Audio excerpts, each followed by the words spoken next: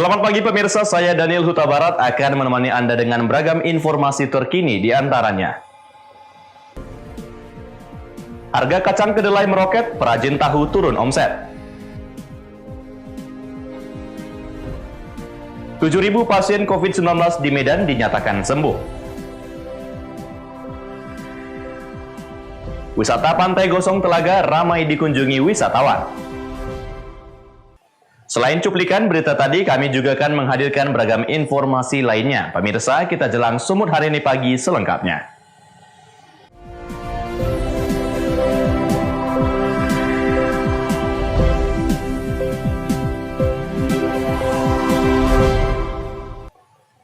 Kita ke informasi pertama, pemirsa. Meroketnya harga kacang kedelai membuat para perajin tahu di Batubara, Sumatera Utara harus menyiasati produksi tahu dengan cara mengurangi jumlah produksi dan memperkecil ukuran tahu. Seperti yang dilakukan oleh Tukirin, seorang perajin tahu di Desa Mangkalima, Kecamatan 50 Batubara, yang harus memutar otak untuk kelangsungan usaha pembuatan tahu rumahan miliknya di tengah kenaikan harga kacang kedelai. Menurut Tukirin, saat ini harga kacang kedelai sudah mencapai Rp10.000 per kilogram.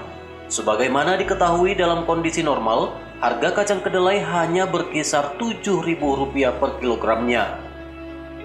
Kenaikan harga kacang kedelai yang sangat signifikan tersebut membuat Tukirin harus mengurangi jumlah produksi dan memperkecil ukuran tahu produksinya, yang mengakibatkan keuntungan Tukirin merosot hingga 50%.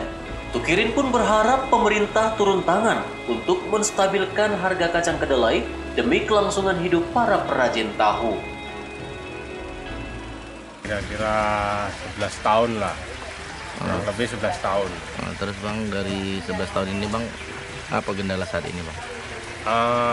Saat ini yang pertama ya kacangnya kan udah mahal, udah terlalu mahal kali. Biasanya nggak segitu parahnya kok, sekarang udah mahal. Biasa harganya stabil, ini melonjak. Biasanya berapa Bang? Biasanya 7.000 per kilo, sekarang udah mencapai 10.000. Jelas pengaruh lah itu Bang, jelas pengaruh kali, karena penghasilan pun kami kan udah merosot gitu. Jadi Ngecer sendiri. Terus Bang, untuk saat ini Bang, daya jual sendiri Bang, ada peningkatan atau penurunan? Penurunan Bang, kalau untuk jual apanya penurunan. Ya karena tahu tadi biasanya besar kan makin kecil. Nah, jadi pembeli pun udah agak kurang Bang. Taufik melaporkan untuk Evarina TV. Sementara itu, pemirsa, ribuan penumpang yang merupakan perantau yang hendak kembali ke kampung usai Natal dan Tahun Baru pada Rabu pagi sudah terlihat saat kapal motor Kelut tiba di Pelabuhan Belawan. Tercatat pada arus mudik dan balik tahun 2020, penumpang angkutan laut mengalami penurunan yang hanya mencapai 77.000 orang dibandingkan tahun sebelumnya yang mencapai 382.077 orang. Arus balik terakhir usai perayaan Natal dan pergantian tahun 2020-2021, pengguna jasa angkutan laut pada arus balik perantau yang kembali ke kampung halaman di Medan dan sejumlah kota di Sumatera Utara ini sudah mulai terlihat saat kapal KM Kelut tiba di terminal penumpang Bandar Deli, Belawan, Sumatera Utara. Dengan membawa penumpang sebanyak 400 orang yang merupakan pemudik, kapal pun tiba di Pelabuhan Belawan untuk kembali melakukan aktivitas usai merayakan Natal dan pergantian tahun 2020 ke 2021.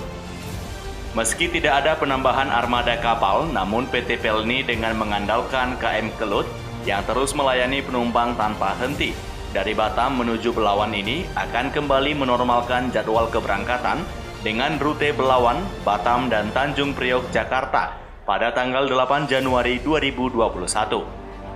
Manajer Umum Cabang Belawan mengatakan meski ada arus mudik dan balik di tengah pandemi mengalami penurunan mencapai 80%, yakni hanya 77.000 penumpang dibandingkan tahun 2019.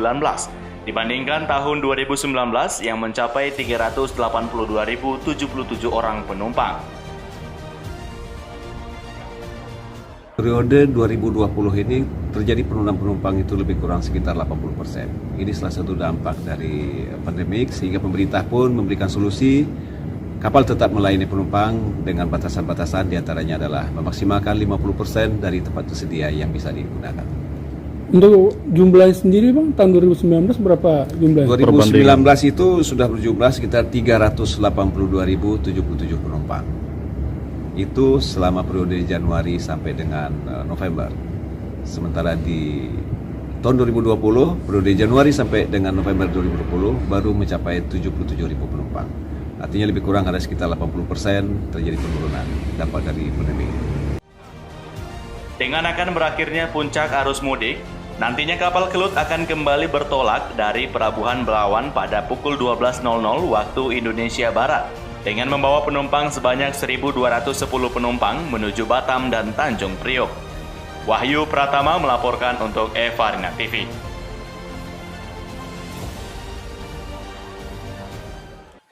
Informasi berikutnya, pemirsa, warga di Kabupaten Langkat, Sumatera Utara menangkap seekor buaya muara yang kerap muncul di sungai dekat pemukiman warga.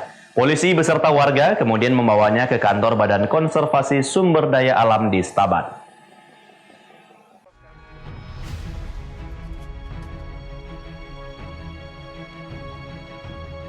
Penangkapan buaya muara ini berawal dari laporan warga sekitar Sungai Sangga 5 di Kecamatan Gebang. Kemunculan buaya tersebut dilaporkan ke Polsek setempat. Warga bersama polisi kemudian menangkap buaya tersebut dan membawanya ke kantor Badan Konservasi Sumber Daya Alam di Stabat. Buaya muara sepanjang 2,5 meter dengan berat 100 kg ini dimasukkan ke dalam kandang milik BKSDA Stabat untuk diobservasi sebelum dipindahkan ke lokasi penangkaran buaya di Medan. Kepala Seksi BKSDA Stabat Helbert Aritonang menyatakan, kemunculan buaya muara tersebut diduga karena habitatnya yang berdekatan dengan pemukiman warga. Petugas BKSDA juga kesulitan mengeluarkan mata kail yang menyangkut di leher buaya.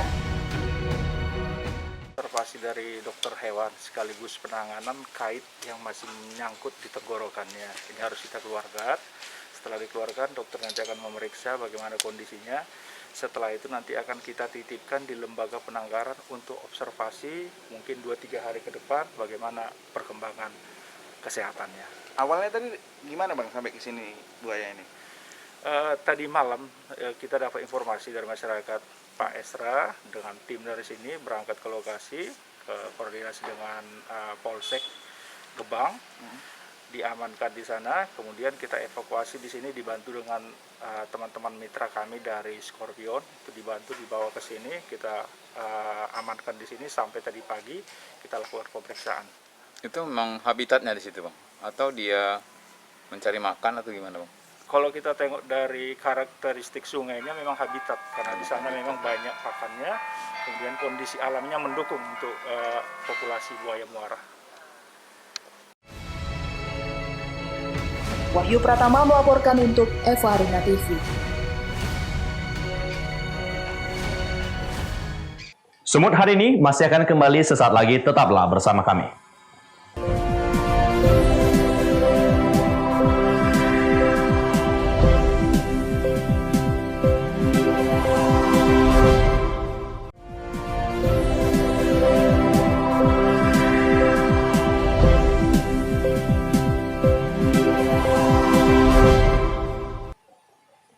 Terima kasih Anda masih bersama kami. Pemirsa, angka kesembuhan COVID-19 di Kota Medan, Sumatera Utara terus membaik. Sebagaimana dilihat dari data minggu ke-5 bulan Desember 2020 dan minggu pertama awal Januari 2021. Total kesembuhan pasien COVID-19 telah mencapai 7.627 orang.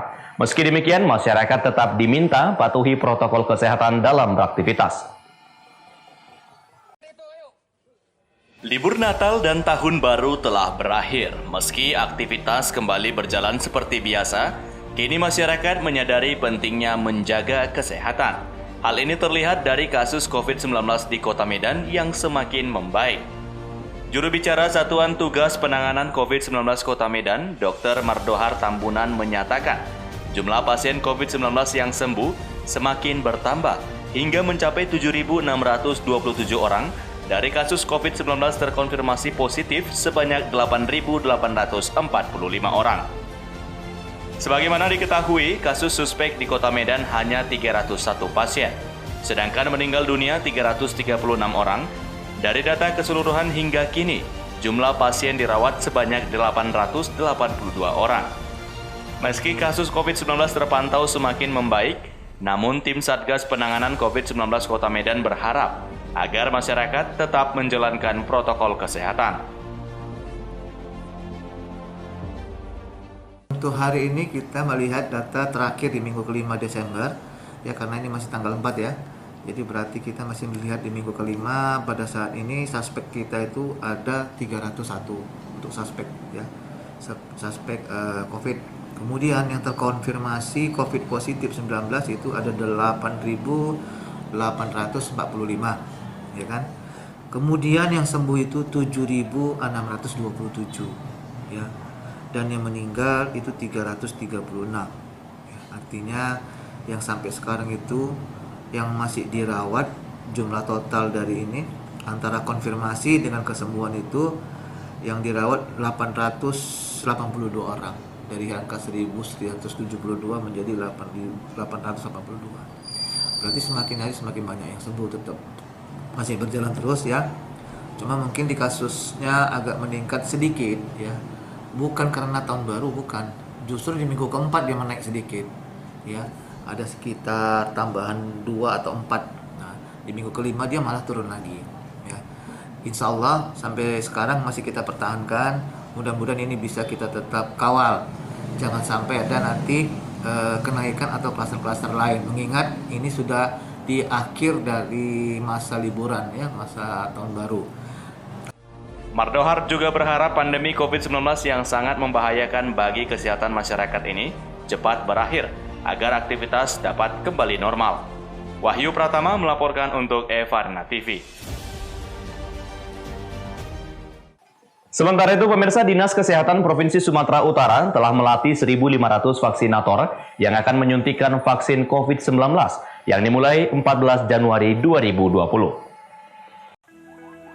1.500 vaksinator yang telah dilatih oleh Dinas Kesehatan Provinsi Sumatera Utara yang direkrut dari petugas yang biasa melakukan vaksinasi di Posyandu, Puskesmas, dan kantor Dinas Kesehatan, termasuk tenaga kesehatan yang bertugas di bagian vaksinasi di rumah sakit pemerintah.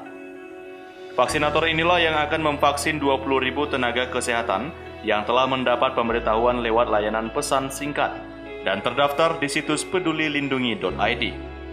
Sementara itu, 40.000 dosis vaksin COVID-19 hingga Rabu siang masih disimpan di gudang farmasi Dinas Kesehatan Sumatera Utara di Jalan Tamrin, Medan. Vaksin ini akan segera didistribusikan ke 33 Dinas Kesehatan Kabupaten Kota yang ada di Sumatera Utara. Koli Pak itu? Iya, 21 koli benar. Ya. 21 kolinya benar. Satu kolinya 1.960. Ya, jadi satu kali itu 40.000 ya? Iya. Kemudian Pak, Medan dapat berapa dan 32 kabupaten lain dapat berapa? Belum. Karena begini, kita sendiri tidak punya akses terhadap peserta siapa saja. Itu langsung dari pusat, nanti di aplikasi Peduli Lindungi. Nanti masing-masing kita akan melihat ke situ.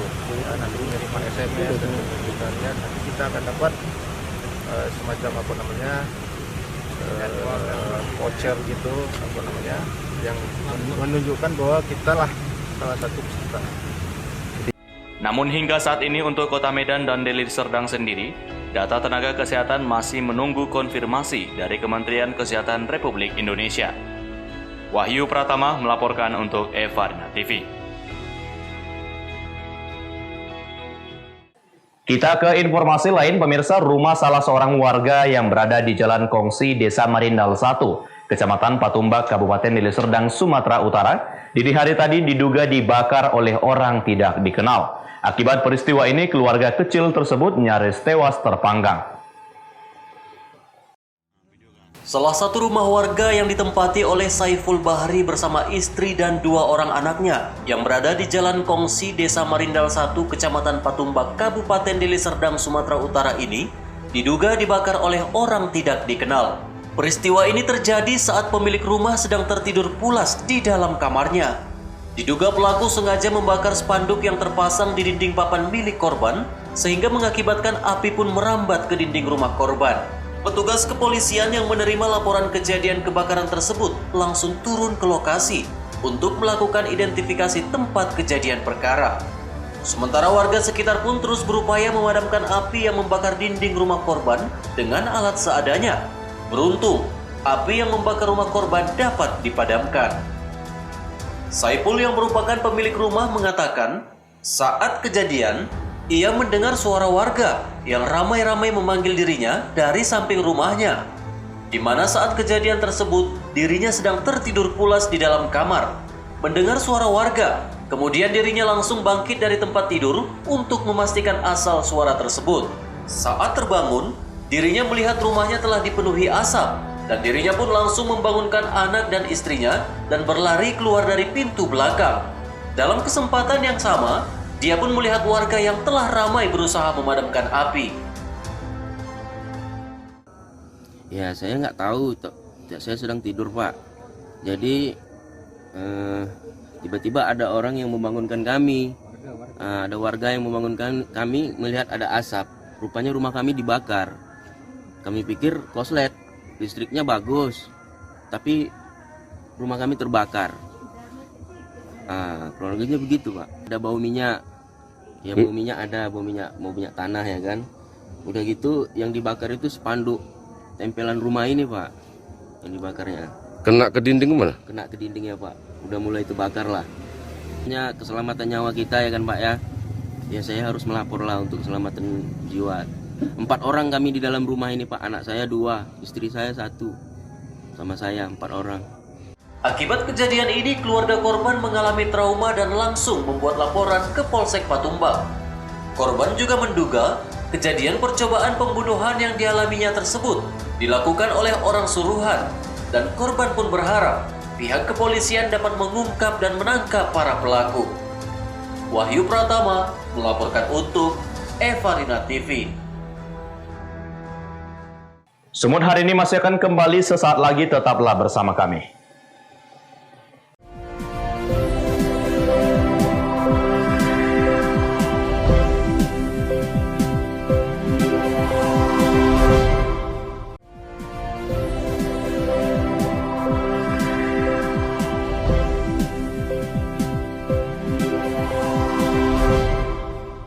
Terima kasih Anda masih bersama kami. Pemirsa, wisata Pantai Gosong Telaga pasca awal tahun 2021 ramai dikunjungi wisatawan.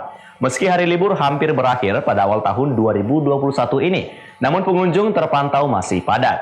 Para wisatawan yang datang pun didominasi dari luar daerah.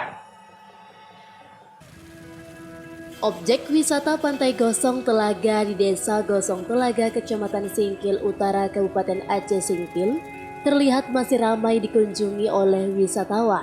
Pantai Gosong ini memiliki ketinggian ombak lebih kurang 2 meter dan luas pantai ini diperkirakan sekitar 10 hektar persegi. Objek wisata yang berjarak 20 km dari kota Subulus Salam ini dapat ditempuh dengan menggunakan kendaraan umum maupun pribadi dalam 1,5 jam. Fasilitas yang terdapat di objek wisata ini seperti gazebo dan penjualan souvenir khas Aceh Singkil serta parkir yang luas. Para pengunjung yang masuk ke pantai ini dikenakan tarif Rp5.000 per orang.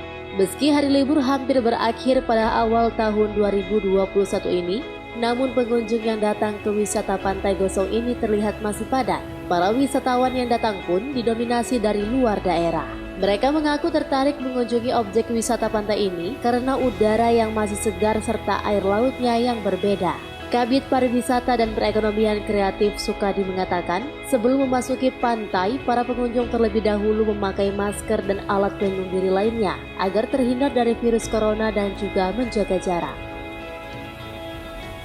Alami pada waktu-waktu libur panjang ya, libur nasional. Ini kan tahun baru, kemarin di Natal juga, tapi tidak seramai ini. Tapi biasanya untuk tahun baru, Lebaran, kemudian ada beberapa hari-hari besar lagi, kondisinya hampir seperti ini rata-rata. Ini kan masih musim pandemi COVID-19. Apa saja fasilitas dari kita pemerintah untuk mengantisipasi ini biar tidak menular?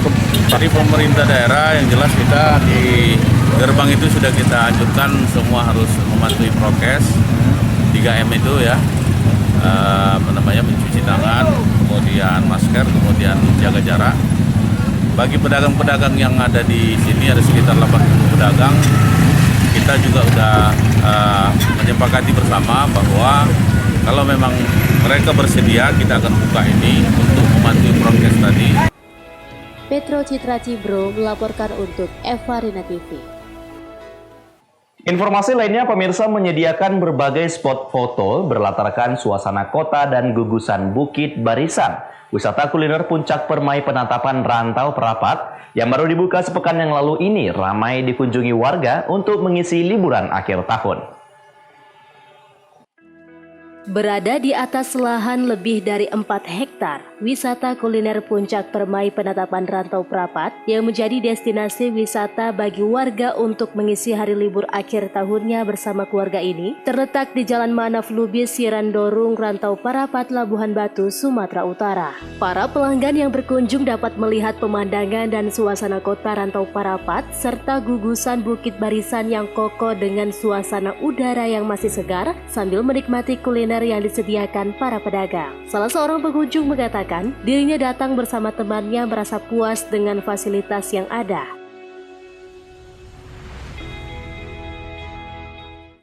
Kemari karena lihat-lihat dari sosial media kan, kalau ada katanya pembukaan penatapan baru di Labuan Batu, khususnya di Jalan Kampung Sawah. Nah, jadi kami itu penasaran, makanya kami datang kemari. Nah, setelah datang kemari apa tanggapannya, Kak? Bagus, dibuat kayak ada properti gambar-gambar gitu, jadi bisa untuk foto-foto gitu. Jadi ini salah satu tempat wisata yang menarik saya rasa. Sementara itu, pengelola Amin Wahyudi Haraha menjelaskan, di lokasi yang indah saat masuk waktu senja ini sudah dikunjungi warga dari berbagai daerah seperti dari kota Medan dan bahkan dari Provinsi Riau. Untuk mengantisipasi klaster baru COVID-19, pihaknya selain mengimbau dan menyediakan fasilitas bagi pengunjung untuk menerapkan protokol kesehatan sesuai anjuran pemerintah, juga telah membagikan ribuan masker secara gratis kepada pengunjung yang tidak membawa masker. Kuliner Puncak Permai Penatapan Rantau Perapat. Kenapa dibilang wisata kuliner? Tempat ini ada spot foto beserta ada beberapa kuliner yang menggandeng pedagang-pedagang makanan atau UMKM di tempat ini. Sekaligus ya kita hadirkan ya spot-spot foto bagi masyarakat yang ingin melihat kota Rantau Perapat. Makanya disebut dengan Puncak Permai Penatapan Rantau Perapat. Karena adanya perumahan Permai, jadi kita gabung namanya wisata kuliner Puncak Permai Penatapan Rantau Perapat. Dan fasilitas yang kita hadirkan di sini ada beberapa spot foto. Kedua ada rumah pohon yang akan dibangun dalam waktu dekat, rumah pohon. Baru kapal Titanic ada nanti kita bangun. Terus ada arena go-kart juga kita akan bangun di sini. Karena ini luasnya total 4,5 hektar. Jadi banyak lagi yang akan kita bangun. Ini total masih persentasenya 40%. Tapi bagaimana masyarakat puas bahwa di sini akan adanya wisata yang lengkap, kulinernya ada, tongkrongannya ada, tempat ngopinya ada, spot fotonya ada, semua akan kita lengkapi di sini. Ucok Sitorus melaporkan untuk Eva Rina TV. Pemirsa, demikianlah rangkaian informasi dalam Sumut hari ini pagi. Saya Daniel Huta Barat, mewakili kerabat kerja yang bertugas, pamit undur diri. Terima kasih atas kebersamaan Anda dan sampai jumpa.